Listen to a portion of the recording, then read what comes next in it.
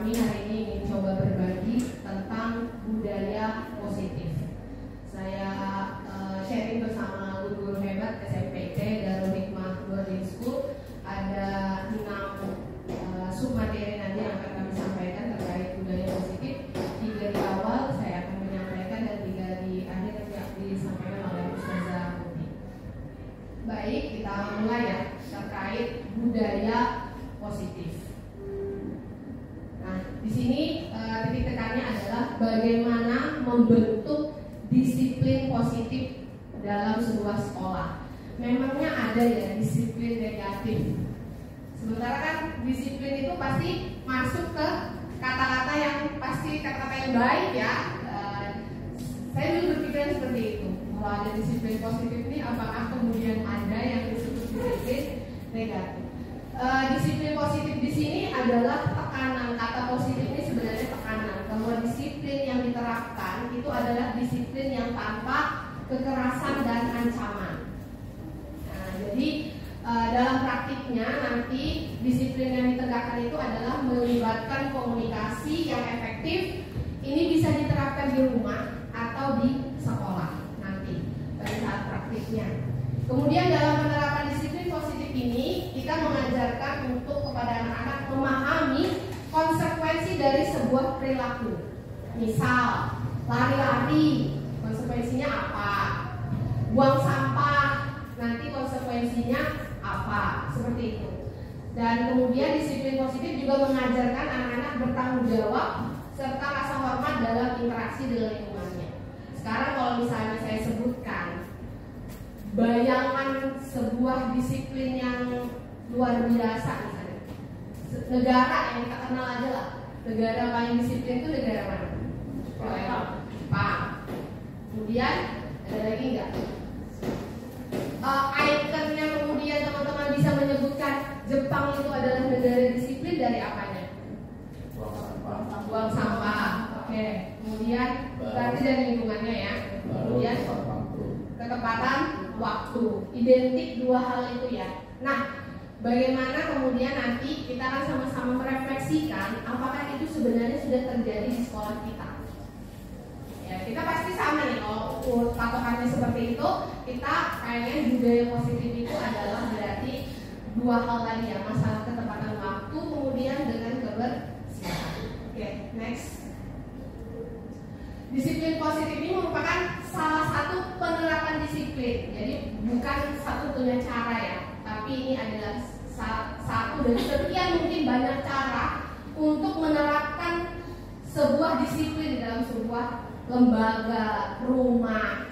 Mungkin ada yang pakai hukuman, ada yang pakai reward, ada yang iming-imingi pakai hadiah, gitu ya. Nah, di sini nanti kita akan membahas bagaimana menumbuhkan kesadaran itu memberdayakan anak melakukan sesuatu tapi tanpa ancaman, tanpa sogokan dan maupun hukuman. Artinya, tapi bukan berarti nanti di sekolah ini tidak ada aturan. Aturan tetap ada, ya. Aturan tetap ada. Ini salah satu dari sekian banyak cara melakukan penegakan disiplin. Jadi disiplin positif ini akan membuat murid mengerti bahwa kita nanti kalau ada bahasanya nanti ada dua macam ya, ada aturan, ada keyakinan. Nah, kita meyakini kalau kelas bersih. Kenapa kemudian bersih? Karena kita pengen belajar dengan nyaman, bukan karena takut nanti dihukum gara-gara nggak piket misalnya. Bukan karena seperti itu. Nah, itu yang dimaksud dengan disiplin positif tadi. Jadi gerakannya itu langsung dari dalam, bukan dari luar, gitu ya. Keyakinannya muncul dari dalam anak itu. Kemudian next. Nah, dasarnya ketika kemudian kita membuat disiplin sebagai bentuk kontrol, jadi kita sebenarnya kita buat aturan itu pasti ada goalnya, tujuannya. Bikin aturan bersih di kelas, apa piket atau jangan buang sampah di kelas, goalnya apa, tujuannya? Sebenarnya kalau yang seperti itu supaya bersih, ya kan? Kemudian ternyata tujuan-tujuan itu adalah sebenarnya nilai-nilai atau prinsip-prinsip mulia yang bersih itu enak, ya kan? Kalau bau kelasnya nggak enak, gitu kan? Kemudian kalau kita hati-hati itu kita selamat. Seperti kita meyakini masalah helm. Ya, kita pakai helm itu karena apa? Apa? Karena takut ada razia, atau memang kita yakin helm ini akan melindungi. Nah, itu adalah nilai-nilai kebajikan. Nah, nilai-nilai kebajikan universal. Sebenarnya itu kalau di dalam bahasa kita, agama kita itu udah fitrahnya. Fitrahnya orang kalau ditanya mau bersih apa mau kotor? Bersih. Celaka apa selamat? Selamat. Ya kan? Jadi kemudian pengen berhasil atau gagal? Itu fitrahnya ya. Fitrahnya. Jadi yang kita bangun atau sebenarnya yang kita pelihara ini sebenarnya kodratnya anak. Anak itu ada kodrat alamnya, ada kodrat zaman. Kodrat alam tuh kayak Bontang, ya kan? Indonesia. Ya emang nggak bisa nanti kalau kodrat alamnya orang-orang Jepang. Biasanya ketika orang Jepang kesini atau kita itu ke sana, shock culture namanya. Kita shock. Segini ya, gitu gimana? Katanya nih yang saya tahu, cari tempat sampah di sana susah. Justru susah. Makanya mereka itu keep dulu, keep di kantong, masukin ke dalam tas dulu, nanti sampai rumah kemudian baru dibuang. Itu contoh-contoh. Terus barang-barang nggak langsung dibuang, mereka keep dulu. Kalau bosan, mereka nanti sistemnya barter, gitu. Kalau saya punya meja masih bagus tapi udah nggak selera sama warnanya misalnya, itu diiklankan tuh. Bahkan yang saya lihat dari vlog-vlog Jepang, barang di supermarket itu ada level-levelnya. Ini baru, ini setengah pakai. Jadi tapi dikasih labeling juga gitu. Artinya mereka memang benar-benar meminimalisir yang namanya sampah, hal-hal yang mubazir. Nah, sebenarnya itu makanya pakar pendidikan itu sering bilang sebenarnya adopsi aja apa yang terjadi di Jepang, tapi masukkan iman.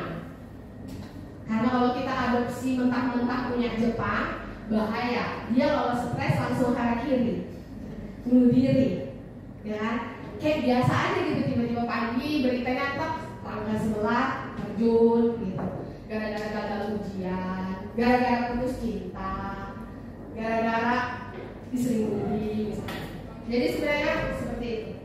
Nah, next, kita sudah menyepakati yang namanya nilai-nilai kebajikan di Indonesia ini. Anak itu dicanangkan punya seperti ini. Ini kan misinya Mas Menteri. Jadi kita dengar P5 Project penguatan profil pelajar Pancasila. Ini yang mau dibentuk, nilai-nilai kebajikannya. Anak yang seperti apa? Anak yang beriman, bertakwa kepada Tuhan Yang Maha Esa dan berakhlak mulia. Tapi nggak cukup stop sampai di situ. Kemudian dia harus mandiri, punya nalar kritis. Sekarang anak cerdas aja tidak cukup, pinter aja nggak cukup, tapi nggak kritis. Karena pinter aja bisa dikopas. Semua sudah dipakaikan AI, artificial intelligence, ya kan? Nah, kalau misalnya anaknya nggak bernalar kritis, ditelan mentah-mentah, hoax kah itu? Percaya. Pokoknya kalau apa yang dibilang internet, yakin itu betul. Apa yang lewat di FYP TikToknya betul semua itu. Telan aja mentah-mentah, gitu. Kejadiannya sekarang, kalau tidak punya nalar kritis. Kita juga akhirnya sering tuh ya, netizen Indonesia kan gampang banget ya begini ya. Ayo serang, ini langsung unfollow, turun follower. Ini cuma gara-gara ikut-ikutan, kadang nggak ngerti kasusnya apa, pokoknya baca judul gas, ya kan? Nggak tahu tuh beritanya kayak gimana gitu ya. Kemudian berkebinekaan global, kita udah tahu kita beda-beda, nggak bisa dipungkiri. Apalagi Bontang. Di sini saja itu orangnya udah dari Sabang sampai Merauke mungkin ya. Udah nyampe Merauke juga sih, mungkin Nusa Tenggara lah udah ya. Sumatera kita punya, Jawa apalagi, Kalimantan otomatis. global. Artinya kita tetap harus bersaing secara global dan tidak melupakan nilai-nilai luhur di Indonesia. Kemudian gotong royong. Nah ini khasnya katanya, khasnya Indonesia yang jarang ditemui di negara lain.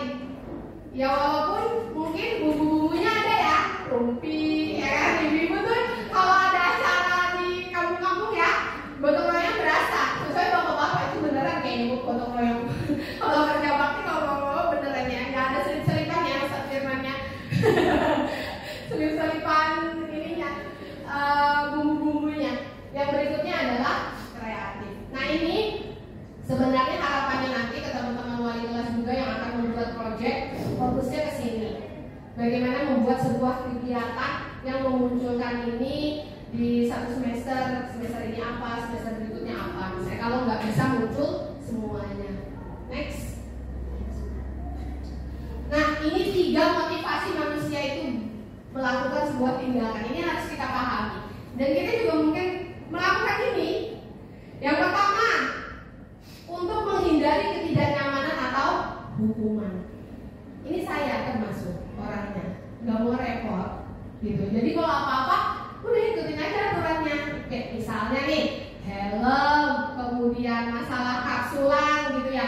Saya termasuk yang nggak berani kalau disitu dicoret, bukan karena faktor apa-apa, karena memang menghindari hukuman. Biasanya kalau urusan negara, saya nomor 1 alasan saya. Gara-gara nomor 1 malas berurusan dengan aparat hukum gitu. Yang kedua, untuk mendapatkan imbalan atau penghargaan orang lain, seperti motivasi kita kerja, ya kan? Mungkin kalau di sini akan berbeda kalau kita melakukan aktivitas di misalnya lembaga amal, ya kan? Kalau di sini tiba-tiba nanti sudah sebulan tidak terima apa-apa, gimana? Ya mungkin bulan-bulan pertama masih sanggup-sanggup ya, bulan berikutnya lemas langsung, motivasinya langsung down gitu ya, turun gitu ya. Kemudian yang ketiga, nah sebenarnya harapan kita kan begini ya, ke anak-anak terutama ya, karena mereka kan memang nggak ada tuntutan cari cuannya, maksudnya nggak ada tuntutan butuh penghargaan, butuh gaji dan sebagainya. Kita pengen anak-anak itu menjadi orang yang mereka inginkan dan menghargai diri sendiri dengan nilai-nilai yang mereka percaya. Makanya nanti tidak apa ya, kita mengubah peraturan kelas itu menjadi keyakinan kelas. Kalau peraturan itu buatnya sepihak sebenarnya gitu ya. Tapi kalau keyakinan ini berdasarkan kesepakatan. Iya. Lanjut. Nah, di sini ada hukuman, konsekuensi dan restitusi. Nanti ada praktik segitiga restitusi yang akan disampaikan oleh Ustazah Mufti. Saya mungkin gini, untuk masalah hukuman dan konsekuensi mungkin teman-teman udah paham aja ya, bentuk-bentuk hukuman misalnya ya. Kayak kita misalnya kalau anak-anak telat atau apa gitu ya, mungkin dikurangi waktu istirahatnya atau apa seperti itu ya. Nah, kemudian tapi ini tetap harus ada. Bukan berarti nanti kalau kita bikin keyakinan kelas aturannya nggak ada konsekuensi logis. Itu tetap ada. Tindakan terhadap suatu pelanggaran pada umumnya itu berbentuk dengan hukuman atau konsekuensi. Nah, apa yang dimaksud dengan restitusi? Itu pendekatan untuk menciptakan disiplin positif. Lagi-lagi ini salah satu metode saja ya. Jadi jangan kemudian diyakini semua masalah akan selesai dengan restitusi, itu kadang nggak juga ya. Kalau udah kebangetan banget ya, apalagi melanggar hukum negara, itu nggak mungkin bisa direstitusi biasanya. Pasti harus dilaporkan ke pihak yang berwajib. Ya, mohon maaf yang nggak ada ya pikiran kita tiba-tiba misalnya ada anak narkoba atau apa terus kita berani selesaikan dengan restitusi misalnya begitu, itu resikonya cukup tinggi gitu ya. Jadi kalau yang hal-hal tertentu mungkin ini kita bisa takar lah nanti. Jadi restitusi ini proses menciptakan kondisi bagaimana murid itu memperbaiki kesalahan mereka sehingga mereka bisa kembali ke kelompok mereka dengan karakter yang lebih kuat. Jadi setelah melakukan kesalahan, dia kembali ke teman-temannya terus dia sadar gitu. Nah kalau kita biasa kan diri pojokan, itu kayak masih gitu ya. Baik.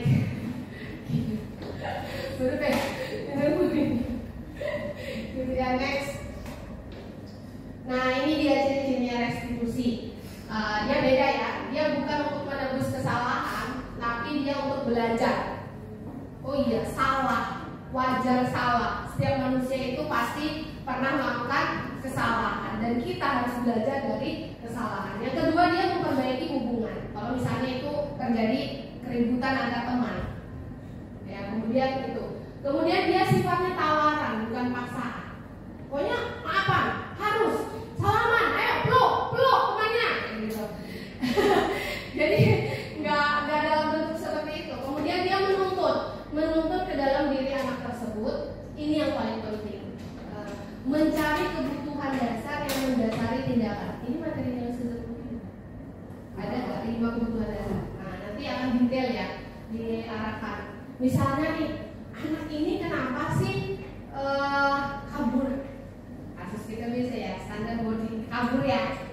Nah itu ditanya, kenapa nih kabur? Gak ada teman, aku merasa tidak ada ini. Berarti kebutuhan akan kasih sayang dia lagi tidak terpenuhi. Mohon maaf, mencuri misalnya, ya kenapa? Lapar misalnya begitu kan. Kemudian belum dapat kiriman, bisa jadi masuk ke dalam kebutuhan dia bertahan hidup, pengen makan tapi gak ada makanan gitu kan. Nah, kemudian atau kenapa sih kok lari-lari di kelas, kok berisik gitu, bosan. Emang belajarnya gak seneng, berarti gak seneng dia gitu. Berarti dia sedang tidak mendapatkan kebutuhan kesenangan. Jadi itu yang mau kita gali. Ada kebutuhan yang tidak dapat anak itu sehingga muncul tindakan atau pelanggaran. Nah itu yang harus kita gali. Makanya teman-teman walas rutin nanti kita akan kirimkan lembar-lembar assessment biar tahu. Mohon maaf, sekarang mungkin ada murid yang harus berada di 2 keluarga berpisah, murid kita yang dididik oleh nenek, murid kita yang harus menentukan pulang kemana, ke rumah ayah atau ke rumah bunda, itu ada. Itu tolong tidak dipastikan dia mendapatkan kebutuhan dasar. Kalau tidak terpenuhi, muncul tuh tiba-tiba ada yang usil, kabur apa segala macam gitu. Kemudian fokusnya pada solusi ya, restitusi itu. Kemudian mengembalikan murid berbuat salah kepada kelompoknya. Ibarat kalau kita narapidana itu kan rehabilitasi kan, itu dididik supaya kembali ke masyarakat, diterima lagi, mau lagi menjadi orang baik begitu kan. Nah itu prosesnya, tapi kan kita nggak sampai penjara karena anak kita ya, jangan sampai ya. Next, nah ini prosedur pembentukan keyakinan kelas itu. Kita praktek aja deh. Mungkin boleh minta tolong diambilkan kertas Ustazah atau Ustazah Bukti boleh 1, 2, 3, 4 atau bawa jelas sebanyak mungkin. Nah ini kan proses pembuatan keyakinan kelas ya. Kita coba bentuk keyakinan sekolah. Sudut pandang kita adalah seorang guru. Yang pertama nanti silakan sebut aja nih semua peraturan-peraturan yang kita sepakati apa. Kayak tadi nih masalah waktu, mungkin masalah seragam, masalah apa lagi tuh kalau yang hubungannya dengan sekolah gitu ya, atau dengan guru gitu ya. Nanti silakan teman-teman tulis aja sebanyak-banyaknya. Nanti kita akan bacakan. Ya, nanti kita kasih waktu kira-kira berapa menit untuk menuliskan. Silakan dituliskan.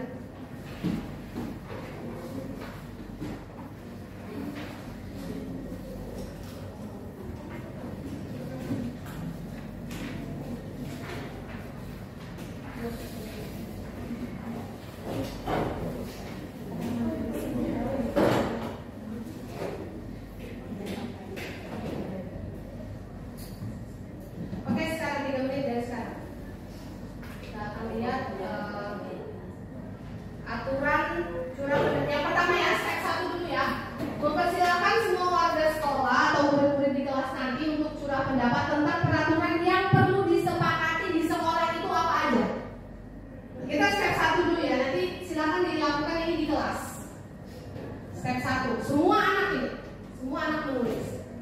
seperti yang Ustazah lakukan sekarang. Gak usah terlalu muluk-muluk. Kira-kira sekolah supaya enak. Kenapa? Ya, boleh tulis. Ada apa mau apa?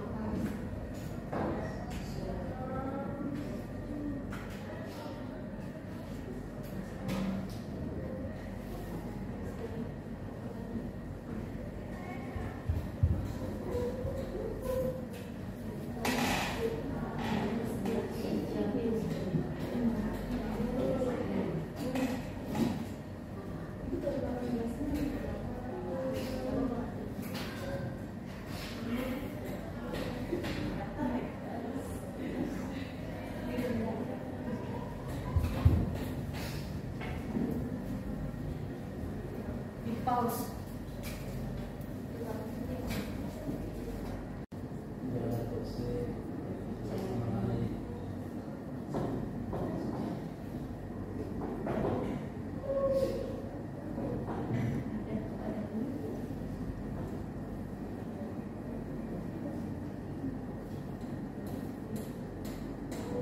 Iya, coba kita recap ya dari Ustazah Nurul. Sebutkan Ustazah, nanti kalau Ustazah Evi, tapi sebutkan yang tidak disebutkan Ustazah Nurul. Jangan Ustazah Nurul poin satunya apa? Yang pertama dia tidak berkata kasar. Ustazah Evi, datang tepat waktu ke sekolah. Datang tepat waktu. Ustazah Putri, memakai seragam.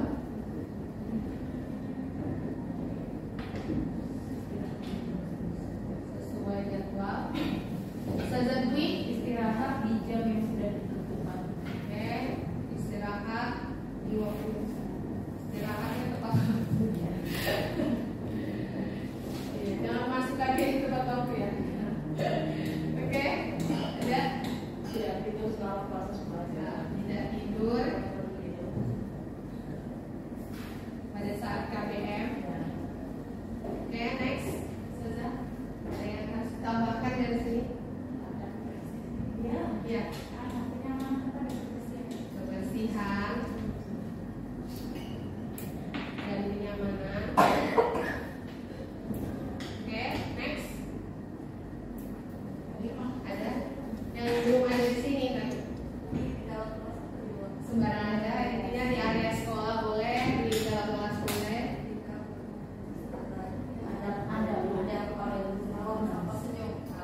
Salam, sapa, senyum.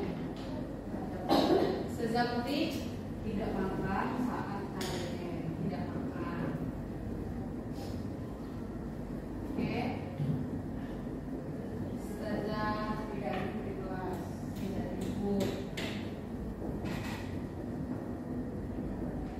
Ustazah Laila ya? Bukan. Oke, kumpul tugas online. Tepat waktu. Oke. Sekarang kita ke step 2. Kemudian mencatat semua masukan tadi. Oh, ini sudah ya. Ini kita masih sudah step 2 nih ya. Yang tadi dikumpulkan. Kalau ada yang sama, udah di skip ya. Nanti data aja tuh semuanya. Mungkin ada 100 ya. Ya udah semua boleh. Ayo, justru bagus tuh. Kalau perlu direkam, kasih lihat ke orang tuanya. Ini prosesnya Bu, anak ibu bikin keyakinan kelas. Ya, bagaimana kemudian memunculkan disiplin di sekolah. Susunlah keyakinan kelas sesuai prosedur pembentukan keyakinan kelas. Gantilah kalimat-kalimat dalam bentuk negatif menjadi positif. Sortir lagi. Kalau tadi dapat 100, disortir. Silakan, apa nih? Bisa diganti? Berbicara yang sopan. Berkata sopan dan baik. Oke. Apa lagi? Yang masih negatif-negatif? Tidak tidur. Apa itu? Semangat. Oke. Bagus. Semangat belajar. Oke. Sorry, itu yang ini ya. Iya.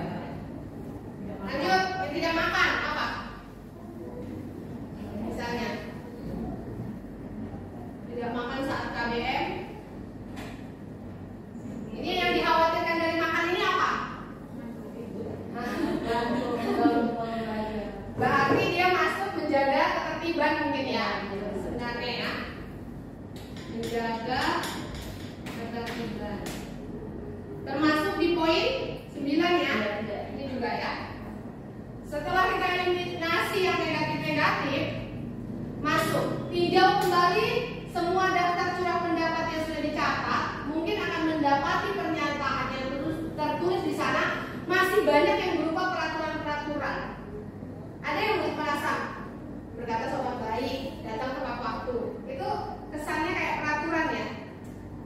Bahasanya yang masih dalam bentuk peraturan, gitu ya. Selanjutnya, ajak warga sekolah atau murid untuk menemukan nilai-nilai kebajikan yang ada di sini. Misalnya, berkata sopan dan baik itu sebenarnya poin kebajikannya apa? Supaya apa? Oke, ini. Kalau lebih spesifik lagi, kalau kita kan tadi kasar ya maksudnya di sini. Tidak berkata kasar, ini sebenarnya poin nilai kebajikannya. Kasih sayang. Ya oke, kasih sayang. Apa lagi? Ya, kemudian datang tepat waktu ini sebenarnya kebajikannya apa? Disiplin. Kita sebenarnya goalnya nanti ini harus dipisah ya Ustazah. Ini saya lingkarin, saya tandain dulu nilai-nilai kebajikannya. Kemudian apa lagi yang sama dengan disiplin? Oke, ini juga disiplin. Istirahat tepat waktu itu juga disiplin. Ini sama. Kemudian ada lagi. Kalau 6 ini apa? Sebenarnya apa goalnya dari kebajikannya kira-kira? Kenapa kita harus bersih? Kenapa harus nyaman kelas itu? Sebenarnya ini sudah kebajikan ya, sudah nilai kebajikan. Ya, ini sudah mulai kebajikan. Salam sama senyum. Masuk ke kasih sayang. Kalau ada yang mirip, klasifikasikan aja. Nanti saya akan kasih kopi sebenarnya untuk nilai kebajikan. Ya. Itu semangat belajar optimisme. Oh, nah, semangat belajar dan optimisme ini masuk ke nilai-nilai apa tadi? Disiplin, gitu ya. Kemudian tidak makan saat KBM ini juga menjaga ketertiban atau kebersihan, tidak ribut. Ini juga disiplin. Oh, yang ini yang disiplin, kumpul tugas.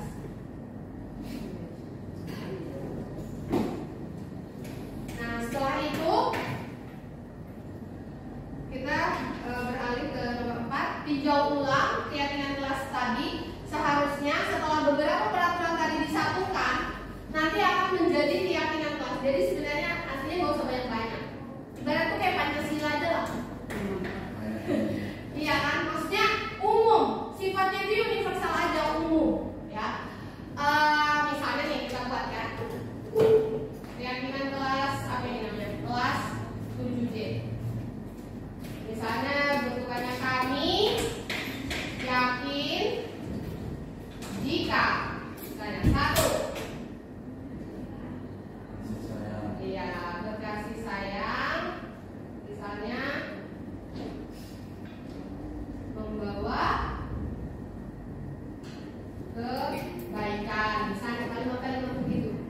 Kemudian keyakinan berikutnya, jika kita disiplin, misalnya menghasilkan Karya. ya, menghasilkan karya misalnya atau prestasi, ya kan?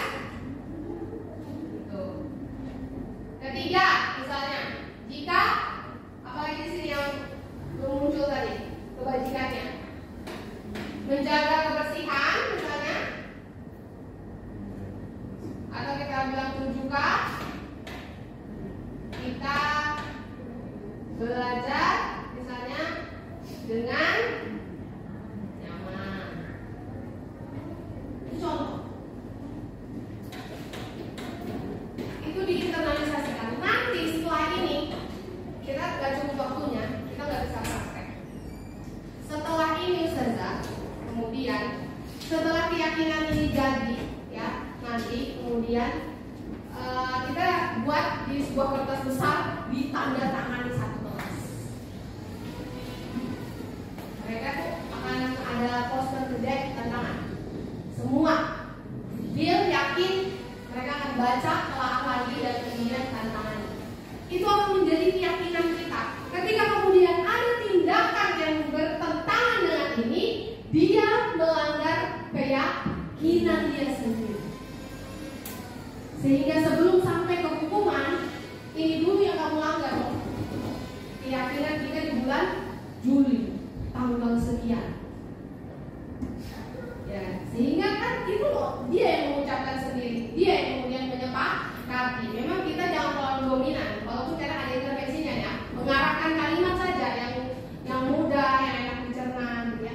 Kemudian keyakinan ini dilekatkan di semua di sebuah dinding yang dibaca oleh semua orang. Nanti guru bina yang masuk tahu, oh kalau dituju ini keyakinan kelasnya ini. Sisa ingat kan kalau tiba-tiba ketemu barang terserak, keyakinan kelas nomor berapa? Gitu kan? Itu kayak Pancasila baru di dada mereka gitu ya. Yang kemudian kalau ada yang melakukan itu bertolak belakang dengan itu, berarti dia mengkhianati keyakinan. Nah, nanti berapa menit? Tambahannya saya nanti kita bisa praktekkan itu. Bagaimana kemudian kita bisa ini?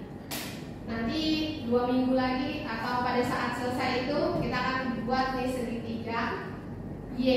Jadi kita buat Y chart namanya Ustazah. Kita bisa buat begini. Misalnya keyakinan 1. Nah, masing-masing bedah bikin kelompok-kelompok kecil berdasarkan jumlah keyakinan. Keyakinan 1, kalau kita berkasih sayang, tampak kelas itu kayak gimana? Secara indera penglihatan, kelas yang berkasih sayang itu bagaimana? Ya, senyum anaknya, gak ada yang nangis, sumringah, bahagia mukanya. Terdengarnya kayak gimana sih? Kelas yang berkasih sayang itu ceria, ya kan? Soleha, buat gitu ya. Kemudian tindakan orang yang berkasih sayang itu yang kayak gimana? Supaya mereka lebih spesifik. Oh, aku gak kayak gini, kok aku melakukan yang sebaliknya. 1, mengkhianati keyakinan kelas, mengkhianati keyakinan dia sendiri. Gitu, Ustazah. Jadi silakan dipraktekkan. Saya tunggu kabar baiknya. Ini juga mau saya praktekkan ke teman-teman OSIS, karena kita juga harus membuat sebuah keyakinan organisasi juga, gitu ya. Nah, teman-teman boleh nanti saya kirim materinya, praktekkan. Plus Y chart-nya, T-nya juga ada. Tampak tidak tampak. Kelas disiplin akan tampak seperti apa, yang tidak disiplin akan tampak seperti apa. Boleh tuh di data itu nanti ke anak, sehingga mereka ngerti. Jangan sampai buat aturan dia langgar sendiri. Ya, kenapa kemarin buat gitu ya? Ini kita tidak dalam rangka menyalah-nyalahkan, tapi kita mengingatkan masalah keyakinan. Dan itu adalah nilai-nilai pendidikan universal. Mohon maaf kalau ada yang kurang berkenan selama penyampaian. Saya ucapkan terima kasih atas kehadiran teman-teman. Saya tunggu kabar baiknya untuk implementasi di kelas. Terima kasih. Assalamualaikum warahmatullahi wabarakatuh.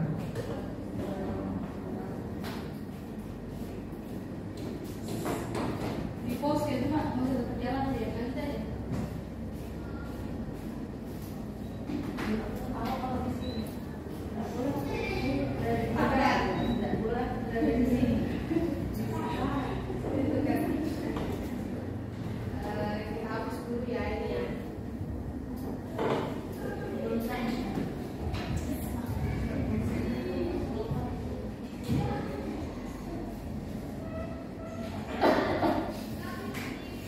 Ini juga termasuk nanti Ustazah, ketika kemudian di asesor ke atas 5 tahun lagi, kalau ditanya apa keterlibatan siswa dalam antisipasi bullying, membuat keyakinan kelas.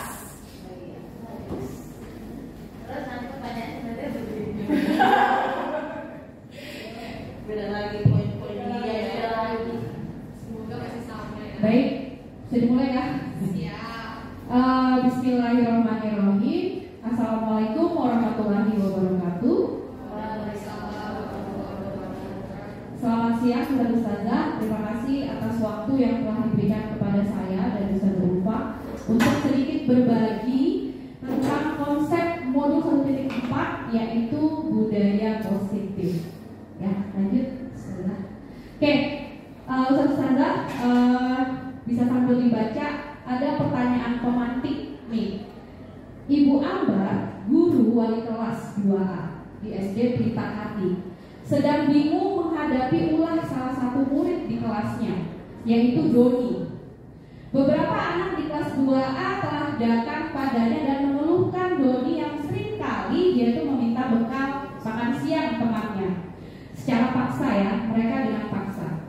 Jika Anda menghadapi situasi seperti Ibu Ambar, apa yang akan Anda lakukan? Kemudian, menurut Anda, kira-kira apa alasan Doni melakukan hal itu? Coba Ustazah, saya kasih waktu 1 menit saja untuk berpikir kira-kira kalau kita ada case seperti ini atau kasus yang kita hadapi di kelas, apa yang harus kita lakukan sebagai Ibu Ambar atau sebagai wali kelasnya? Ada yang mau? Oke, Ustaz Firman, silakan. Yang pertama kita harus tabayun, Cross check tabayun. Langsung ke siapa nih Ustaz? ke ininya, ke Donis, ya sama anaknya juga. Ya, terus?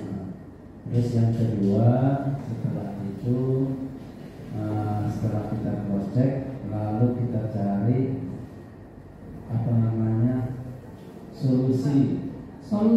Iya, Masuk ke solusinya. Ya, Oke. yang pertama sudah kita cari dulu kenapa si Doni meminta makanan secara paksa gitu ya. Iya, terus? Nah, setelah itu otomatis setelah kita proses kan paling tidak kita mengetahui sebabnya ini Kenapa gitu ya? Kenapa Doni melakukan itu? Itu Baik, terima kasih Ustaz Firman. Ada lagi nggak kira-kira? penting jangan langsung menjas. Oke, good, bagus ya. Ustazah, ada yang lain mungkin kira-kira kalau ketemu case begini di kelas? Oke, Ustazah Evi silakan. Yang pertama saya lakukan memanggil secara personal ya untuk Ananda Doninya.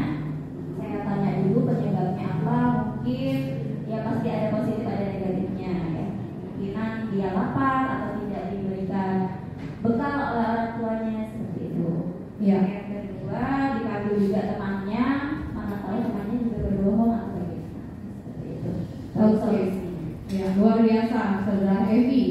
Jawabannya bagus-bagus dan ya itu hal umum mungkin yang akan kita lakukan ya. Kita lanjut. Ya, setelah kita melihat case yang dilakukan oleh Doni, tentu tadi sedikit disinggung juga oleh Ustazah Ulfa bahwa anak-anak itu ketika melakukan suatu pelanggaran pasti ada hal yang kurang atau kebutuhan yang belum dia penuhi, ya kan? Seperti tadi Doni, kalau Doni tadi kan kebutuhannya, kenapa sih dia itu ngambil makanan teman-temannya secara paksa?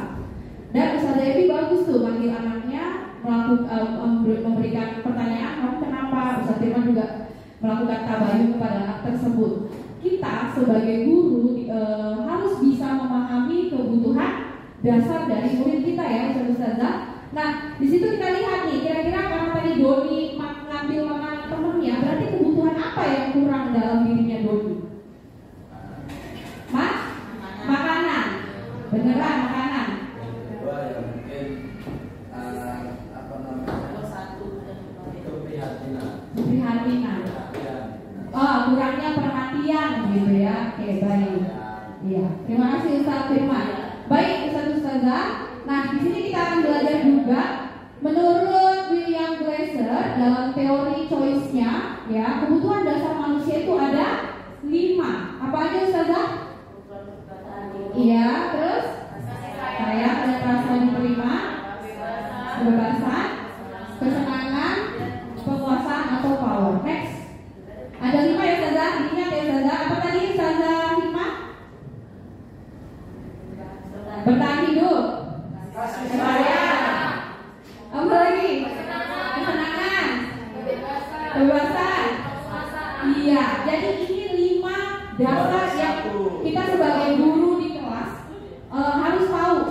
Kadang-kadang kan atau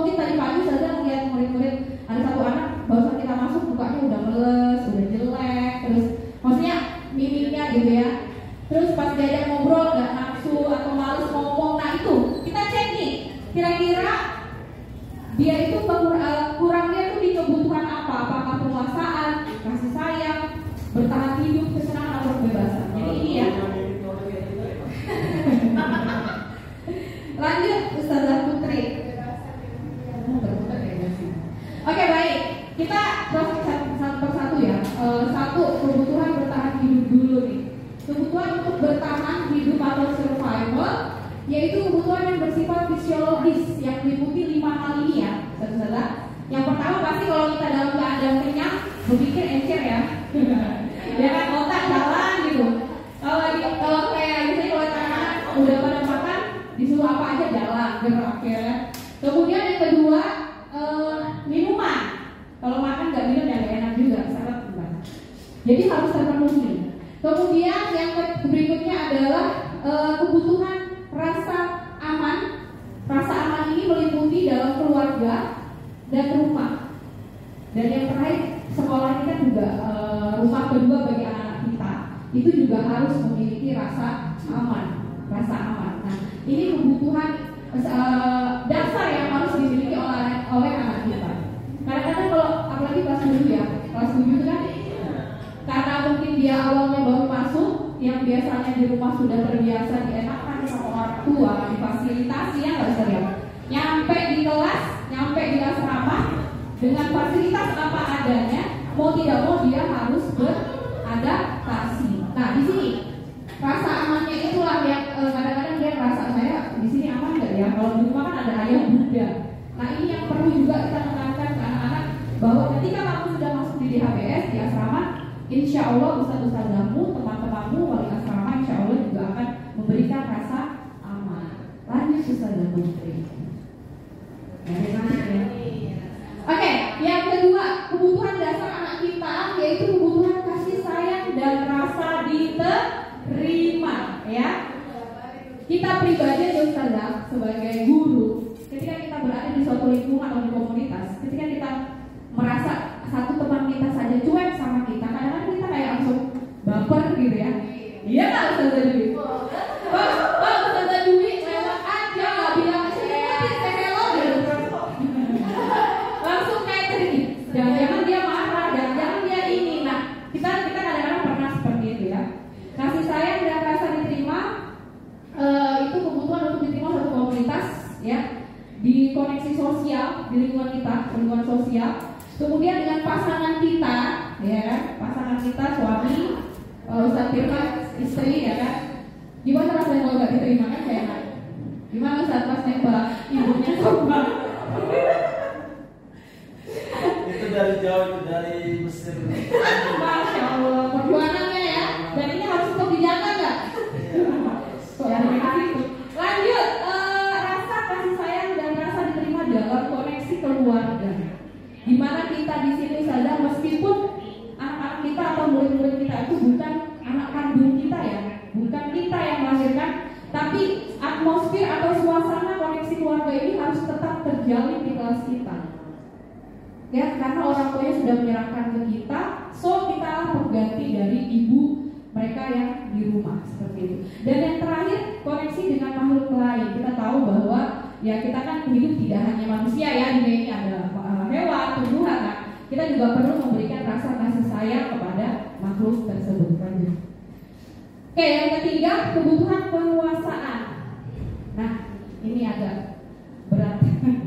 Oke, ada beberapa anak-anak mungkin kalau Ustazah perhatikan di kelas, kayaknya dia ini mau maju terus. Pernah nggak gitu Zah? Ketemu anak yang maunya ngomong, terus Zah, saya Zah, siapa yang bisa ini? Saya Zah, saya ini saya Zah. Pernah nggak ketemu gitu Zah? Nah, ini dia anak yang seperti ini biasanya dia kebutuhannya itu haus akan pengakuan atas kemampuannya. Jadi kebutuhan dasarnya itu. Jadi ketika ada anak yang angkat mulu, jangan langsung kamu terus, jangan kamu terus. Itu kita perlu pelan-pelan. Mbak, boleh gantian dulu sama temennya. Mungkin bisa. Kalau kita jangan kamu terus, ntar takutnya dia tersinggung ya. Tapi gitu. kalau misalkan ada anak karena saya temui itu, ini langsung aja sebut dari anaknya saja dan Iya. nggak sesuai dengan ininya kemampuannya gitu. Tapi dia mau maju terus. Maksudnya dia mau tampil, selalu percaya diri. Itu kita tetap harus fasilitasi. Seperti itu. Bagaimana dia mengatakan bahwa dia Dari kasih mandu. ya, Kak Nadifa. Ya, strateginya mungkin kita bisa kelompokkan atau gabungkan dengan teman-teman yang lain biar dia bisa menjadi pemimpin di kelompok itu. Jadi energinya tuh habis untuk mengatur teman-temannya, gitu Ustaz. Mudah-mudahan mencerahkan ya. Selanjutnya kebutuhan pengakuan atas kemampuan. Ini biasanya bagi anak-anak yang berprestasi, kemudian dia tuh pengen banget jadi pemimpin. Nih. Jadi kalau ada di kelas kita anak-anak yang sukanya ngomong, sukanya mau maju kayak di kelas saya itu Madinah. Nggak boleh sebut merek ya. Dia pengen banget jadi ketua kelas, tapi mungkin temennya nggak terlalu ini sama dia, tapi berusaha kita sebagai wali kelas ini memberikan dia pandangan lain bahwa mungkin ada hal-hal lain dari teman-teman kalian ketika dia tidak memilih kamu itu kenapa, ya. Kemudian yang terakhir respect, ya, respect atau dia ingin merasa dihormati. Selanjutnya sudah lanjut kebutuhan anak berdasarkan kebebasan. Ya, kebutuhan untuk bebas adalah kebutuhan akan kemandirian, otonomi, memiliki pilihan dan mampu mengendalikan arah hidup seseorang. Jadi memang ada beberapa anak yang selalu mencoba hal baru. Dia tuh bukan tipe yang terlalu pintar, tapi dia suka mencoba hal baru. Dia tipe pembelajar dan dia mau terus bergerak, begitu saja. Dan dia juga tipe anak yang suka memilih, bebas memilih. Nah, ini kita perlu juga cek-cek kira-kira ada tidak kebutuhan anak kita yang seperti ini dan karakter atau tipe yang seperti ini. Selanjutnya, terakhir kesenangan. Kesenangan itu anak-anak kita pasti semuanya, tidak hanya anak kita juga ya saudara ya. Kebutuhan untuk merasa senang. Kebutuhan akan kesenangan adalah kebutuhan untuk mencari kesenangan, bermain, tertawa. Kadang dia teman jatuh aja bahagia gitu ya. Ya kan? Nah, ini kebutuhannya. Itu tadi 5 dasar kebutuhan yang dimiliki anak atau manusia yang perlu kita pahami sebagai pendidik saudara. Minimal ada 1-2 dari kebutuhan ini yang bisa kita perbaiki lah ketika kita menemukan hal itu di kelas. Ya, itu saja. Mudah-mudahan bisa. Next, lanjut. Kesimpulannya yang dapat kita ambil, kita sebagai pendidik harus memahami 5 kebutuhan dasar murid. Kita harus berperan untuk bukan menuntut ya. Kalau menuntut itu kan pokoknya kamu gini ya, kamu gini. Menuntut. Kayaknya membimbing. Kan juga. Ya, bahasa penggerak menuntut ya saudara.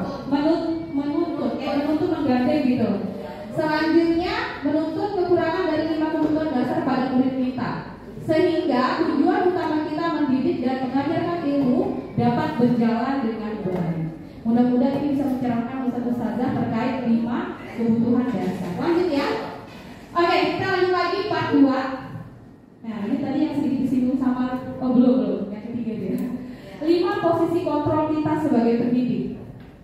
Oke, nah ini ada pertanyaan pematik lagi. Bacalah kasus di bawah ini ya dan jawab pertanyaan tersebut. Tisa dan Hana dipanggil masuk ke ruangan Ibu Dewi, Kepala Sekolah SMA Makmur. Ibu Dewi baru saja mendapatkan pengaduan dari Ibunda Tisa bahwa Hana menggunakan kata-kata kasar dan merendah-rendahkan Tisa di sosmed. Lanjut. Pertanyaan kedua, Anto ini case kedua, mohon maaf. Anto jarang sekali hadir di pembelajaran jarak jauh dan pada saat hadir pun Anto seringkali menggunakan kata-kata kasar di dalam kolom chat, mengejek teman-temannya. Hal ini sudah sangat mengganggu dan beberapa orang tua murid yang mengikuti pembelajaran daring mengeluhkan tentang perilaku Anto di pembelajaran jarak jauh. Pertanyaannya, bila Anda adalah seorang kepala sekolah, penerapan disiplin apakah yang akan Anda lakukan untuk kasus Hana dan kasus Anto? Kemudian mengapa? Kita ke kasus Hana dulu deh. Coba, kesan terima kan mau jadi kepala sekolah ya? Insya Allah ya. Amin. Gimana Ustaz? Kalau misalkan ada kasus seperti ini, Ibu Dewi baru saja mendapatkan pengaduan dari Ibu dari Tisa bahwa Hana menggunakan kata-kata kasar dan merendah-rendahkan.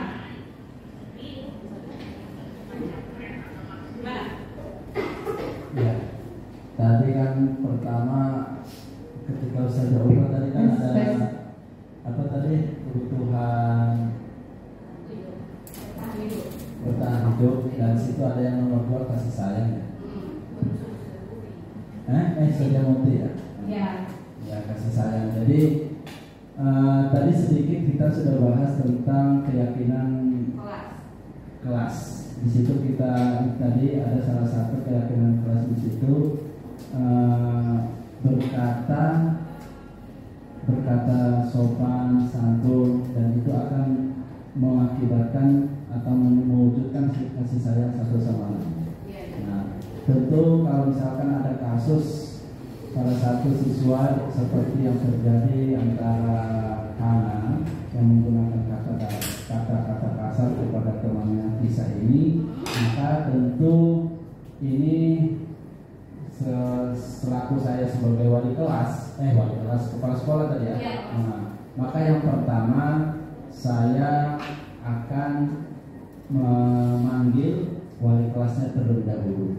Nah, dan yang kedua, setelah saya memanggil wali kelasnya, maka saya akan bertanya sejauh ini apa istilahnya,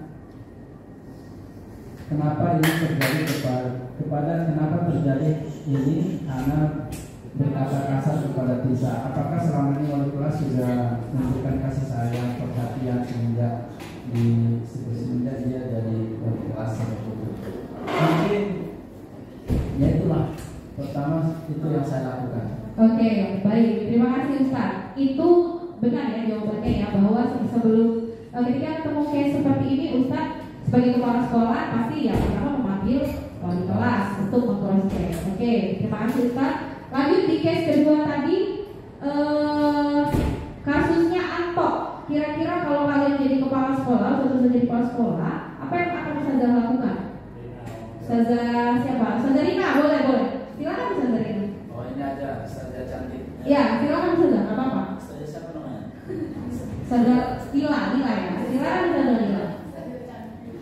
Ini pada saat pembelajaran online, si Anto ini selalu menggunakan kata kasar di kolom chat ngejek temennya, dan ini sangat mengganggu. Nah, Ustazah sebagai kepala sekolah apa yang akan Ustazah lakukan? Ya, kepala sekolah. Ya, yang pertama saya lakukan, karena ini lewat chat kan, Iya. saya harus menghubungi langsung pelakunya. Langsung menghubungi anaknya. Iya. Oke. Itu saya akan mengklarifikasi. Saya akan tanya dulu apa penyebab utama kamu melakukan menggunakan kata-kata kasar di kolom chat dan mengejek teman-teman juga. Oke. Apa alasan kamu gitu? Nanti ketika saya sudah mendapatkan alasannya, saya sebagai kepala sekolah bisa jadi saya akan memberikan solusi untuk dia yang melakukan hal tersebut untuk tidak melakukannya lagi ke depannya. Karena makanya itu ketika proses pembelajaran itu terjadi dengan lancar dan nyaman tanpa ada gangguan hal lain seperti ini. Oke, luar biasa. Terima kasih untuk Ustazah Lila ya untuk jawabannya. Diplom. Ya, memang setiap dari kita pasti memiliki cara-cara beda-beda ya. Ada yang manggil dulu wali kelasnya, ada yang langsung telepon anaknya. Mungkin kalau saya tanya Ustazah dulu, langsung ke bapak mamanya nih telepon. Bu, anakku ini kenapa tadi ngomong begini? Mungkin loh ya, karena kan setiap kita ini punya cara yang berbeda. Nah, di sini kita belajar untuk apa ya? Menggunakan prosedur atau tata cara yang lebih elegan lah bahasanya untuk ketika kita menemukan case-case seperti ini.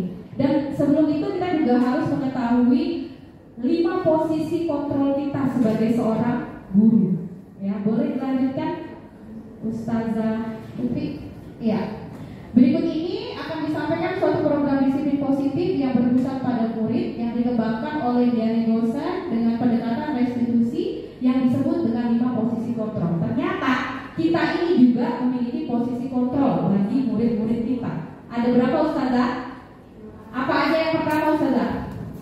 Penghukum. Yang kedua, teman. Yang ketiga, pemantau. Yang keempat, dan yang terakhir, iya. Kira-kira selama kita menjadi guru, Ustazah ini paling sering di posisi yang mana? Apakah dihukum langsung main cubit, main jewer? Ayo. Atau selalu friendly? Salah benar udah dirangkul atau hanya sekedar memantau? Gimana Ustazah Rina? Kalau Ustazah Rina?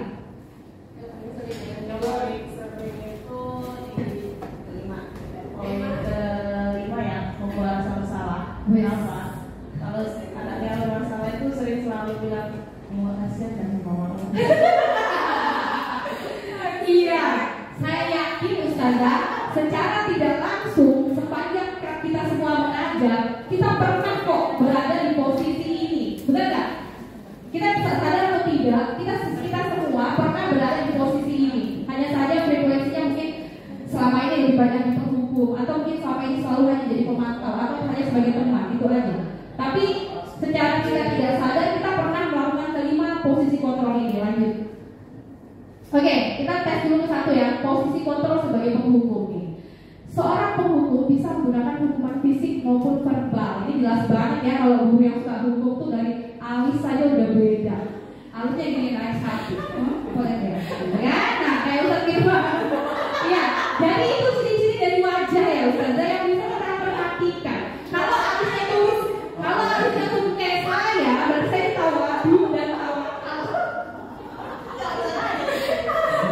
Ya biar gak tegang ya Ustazah. Lanjut. Guru yang menerapkan posisi penghukum akan berkata. Nah ini intinya kita kata-katanya Ustazah ya. Pernah tidak? Coba di flashback 2 tahun, 5 tahun yang lalu Safirman, Ustazah Rina mungkin pernah tidak mengatakan ini ke anak-anak? Patuhi aturan saya atau awas. Kalau saya nggak pernah. Oh nggak pernah, Masya Allah luar biasa. Tapi kalau langsung itu tadi. Jadi ini adalah kesadaran ya Ustaz. Saya juga pernah. Bahkan dulu saya ngajar 5 tahun di sekolah sebelumnya. Nggak abdol, nggak bawa sapu atau kentongan Ustaz. Nggak abdol.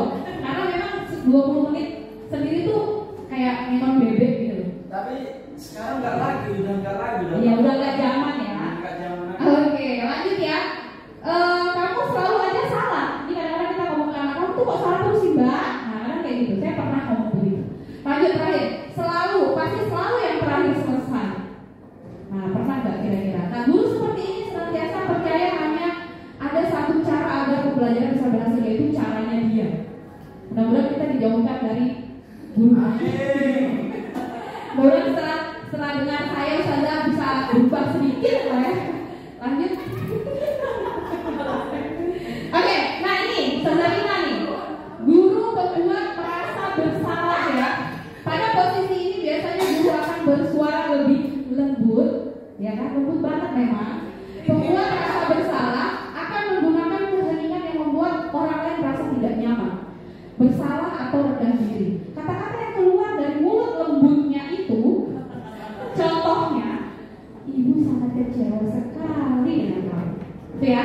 Yang kedua, berapa kali Bapak harus kasih tahu kamu?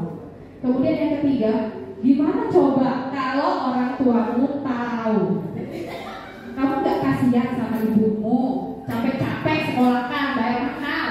Pernah gak ibu saya begini? Saya pernah. Ngaku ya. Jadi tertampar di sini ya. Di posisi ini murid akan memiliki penilaian diri yang buruk tentang diri mereka. Jadi anak langsung merasa insecure. Ini lebih ke self-nya dia ya.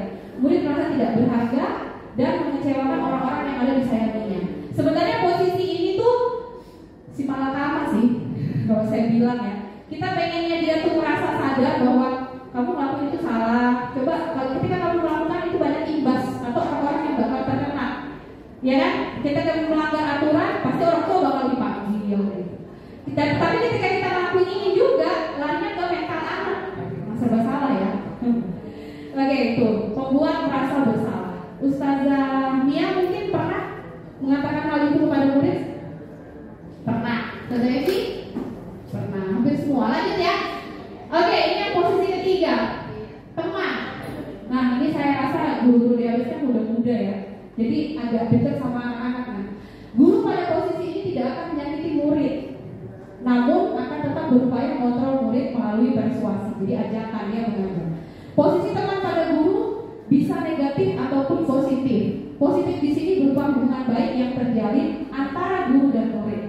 Kemudian guru di posisi teman menggunakan hubungan baik dan humor untuk mempengaruhi seseorang. Nah, kalau di kelas Ustazah adik saya, kayak adikku gitu. Padahal mungkin niat awalnya baik ya, maksudnya biar dia itu terbuka sama kita, dia percaya sama kita. Tapi hati-hati saudara, posisi teman itu juga tetap harus ada batas. Karena kalau enggak, dia bakal memang mau nurut sama kita. Tapi ketika saya nggak masuk hari ini digantikan sama Ustazah Dwi, dia bakal berbeda tuh. Dia bakal berbeda, maunya sama Ustazah Muti, karena dia anggap saya lindungin dia. Saya nggak kerjain tugas sama Ustazah Muti, nggak apa-apa, dia kan CS-ku misalkan. Karena ada beberapa anak yang begitu merasa. Nah ini sebetulnya saya kejadian tadi barusan saya ngajar di kelas 8, anak kelas saya sendiri 8F, mantan anak kelas saya 7F, dengan enaknya tidak mengerjakan tugas. Mungkin karena terlalu saya manja di kelas 7F, ketemu saya di atas, dia mau begitu lagi, oh tidak bisa Ferguson gitu. Langsung saya ambil konsekuensi, mereka kerjakan di luar dan nilai dikurangi. Maksudnya saya ingin lebih tegas gitu. Itu mungkin ke apa ya? Kalau saya masih posisi teman gitu, efek benar saja. Lanjut. Oke. Berarti saya tadi langsung menghukum ya. Nah, itu sudah ada kesepakatan kelas Ustaz. Jadi di kelas 8 jadi bukan hukum loh ya, beda loh. Iya, sesuai kesepakatan itu tadi. Nah, oke, biasanya kalau guru yang posisi kontrolnya ada di teman itu dia bilang, ayo bantulah demi bapak ya, demi ustazah ya, atau ayo ingat, kamu ingat nggak bapak tuh sudah bantuin kamu terus loh, Ririn. Masa mau doakan terus bajumu, diingatkan terus, Ririn, misalkan ya kan? Ya sudah, kali ini tidak apa-apa, nanti ibu bantu bereskan. Kali ini posisi teman. Hal negatif dari posisi teman adalah bila suatu saat guru tidak membantu, maka murid akan kecewa dan berkata, saya pikir bapak ibu itu teman saya. Itu ya, murid merasa dikecewakan. Lanjut. Oke, ini posisi pemantau. Posisi pemantau. Memantau berarti mengawasi. Pada saat kita mengawasi, kita bertanggung jawab atas perilaku orang-orang yang kita awasi. Ya, posisi ini didasarkan pada peraturan. Nah, biasanya ini Ustazah, siapa misalnya kalau yang kayak ini di JHBS ini? Ada nggak? Dia selalu dengan data. Maksudnya tuh ada peraturannya. Kamu tahu nggak peraturannya? Sudah video ya. Kamu tahu nggak kalau pakai apa itu ciput itu aturan? Atau kamu tahu nggak bajunya harus sesuai? Nah ini nih pemantau. Dia berdasarkan aturan, ya. Kemudian dengan menggunakan sanksi atau konsekuensi kita dapat memisahkan hubungan pribadi kita dengan murid sebagai seseorang yang menjalankan posisi pemantau. Lanjut ya. Pertanyaan yang diajukan biasanya, kamu tahu nggak nih peraturannya apa? Apa yang telah kamu lakukan? Sanksi atau konsekuensinya apa? Kita ini lebih ke buka pikirannya anak-anak gitu kan. Kita hanya, kamu berbuat salah, terus berarti konsekuensinya apa? Anak-anak udah paham, oh iya memang saya tidak bawa buku, berarti saya harus kembali ke asrama. Gitu. Jadi dia mau nggak mau anak-anak balik ke asrama. Dia sudah paham, dia sudah sadar. Seorang pemantau sangat mengandalkan perhitungan, catatan, data yang dapat digunakan. Kamu kemarin bohong ya, saya catat, Ustazah catat kamu 3 kali haid, 3 kali bohong-bohong. Maksudnya nggak sholat misalnya. Ternyata kamu sudah tidak haid, tapi kamu tidak sholat. Dia ada pencatatan lengkap. Itu siapa di sini? Yang jelas bukan saya ya. Siapa kira-kira yang rajin mencatat kedisiplinan anak? Nah itu masuk di posisi pemantau. Ustazah Nurul mungkin ya. Ini sudah dia lengkap banget ya, sudah catatan, gambar cek, posisi pemantau berawal dari teori stimulus respon, ya kan? Yang menunjukkan tanggung jawab guru dalam mengontrol murid. Mudah-mudahan kita bisa juga jadi pemantau. Lanjut. Oke, terakhir posisi manajer. Posisi manajer ini posisi paling ideal dari 5 posisi tersebut ya teman-teman. Kenapa? Karena manajer posisi di mana guru berbuat sesuatu bersama dengan murid, dia mempersilahkan murid mempertanggungjawabkan perilakunya. Dia tidak menghukum, dia juga tidak mengintimidasi seperti itu. Mendukung murid agar dapat menemukan solusinya sendiri. Nah nanti kita bahas di segitiga restitusi.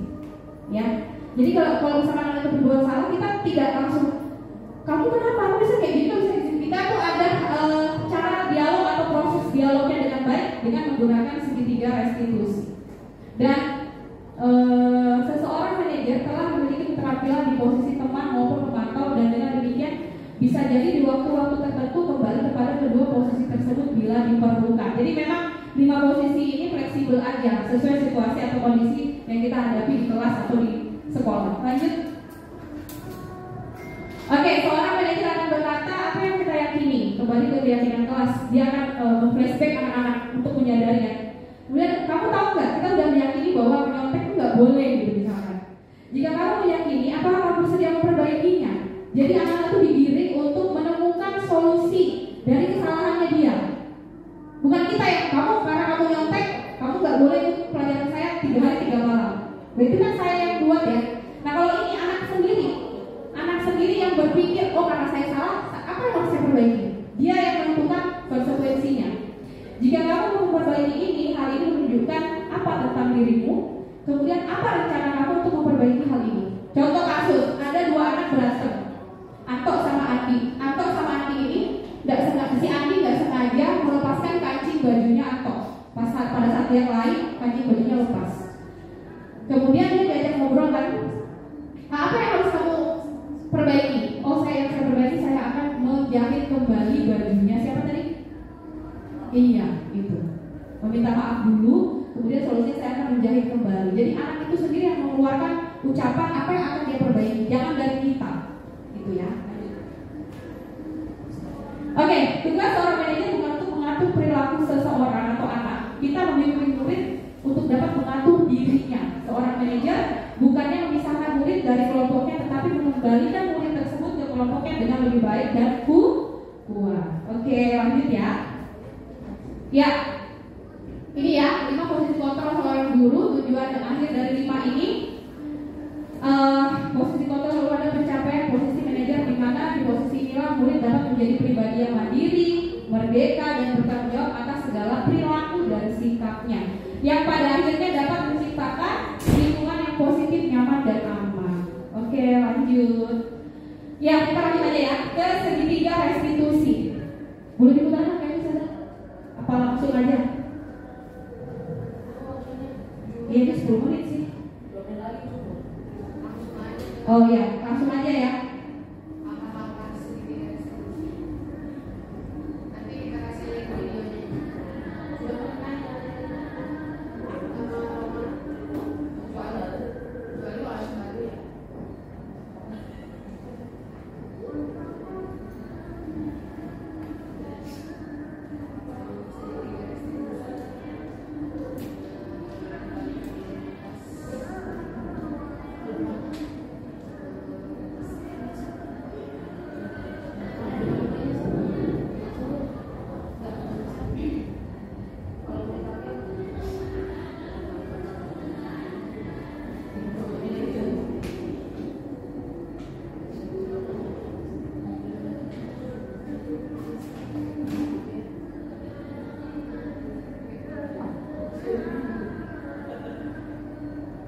Ya, ini contoh yang sudah saya jalankan dengan murid kita sendiri, Ustazah Madinah.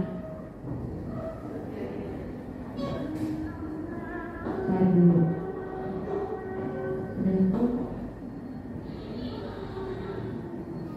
Nah, sebelum saya ke sini, saya kasih sedikit lihat tahapan segitiga restitusi ya.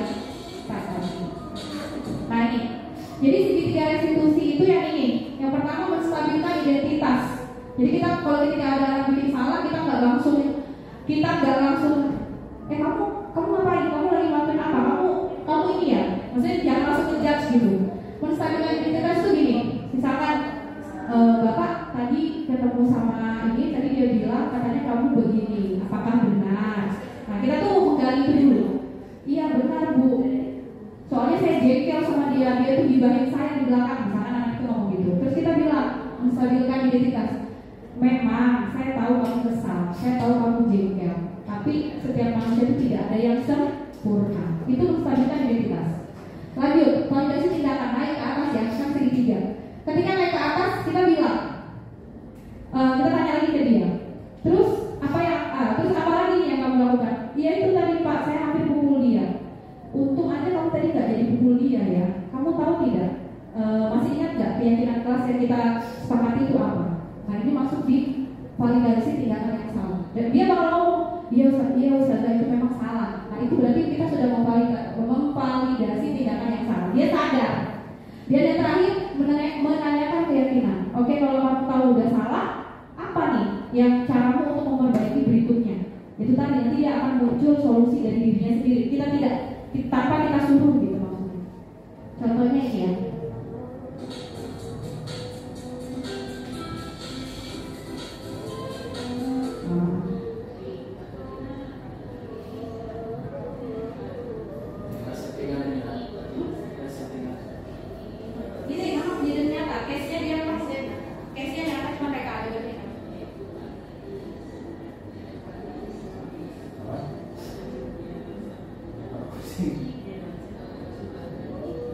Dia melempar kucing ke gelas tasnya.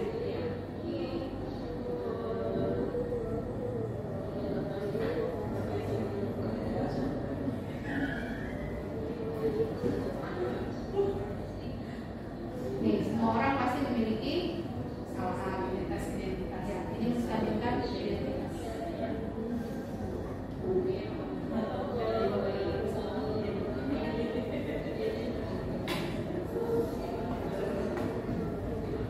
Ya, saya bilang pasti kamu punya alasan kenapa kamu melakukan itu. Nah, Madina menjawab.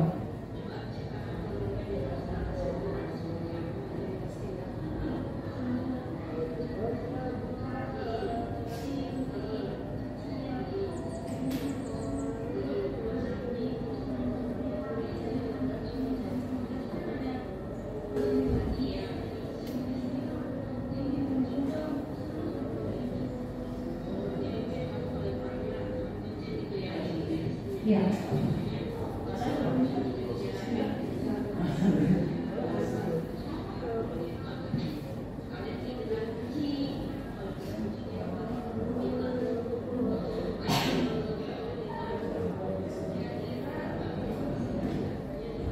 Nah, ini saya tanya, kira-kira Mbak Madina masih ingat nggak keyakinan kelas yang kita sepakati itu apa?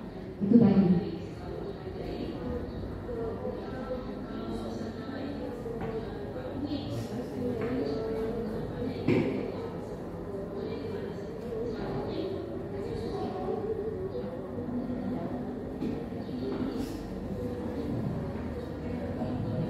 Oke ya Ustazah, poin terakhirnya tadi di situ saya mengharapkan Madina, saya menuntut Madina untuk memperbaiki dirinya ke depannya mau seperti apa. Ternyata dia mau minta maaf, kemudian dia tidak akan mengulangi perbuatannya.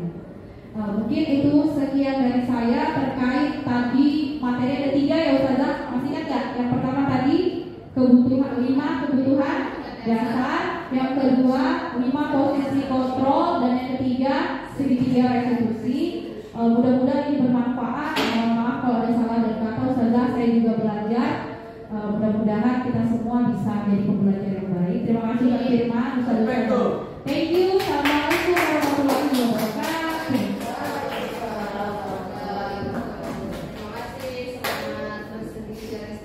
Berarti ini tak benar ya?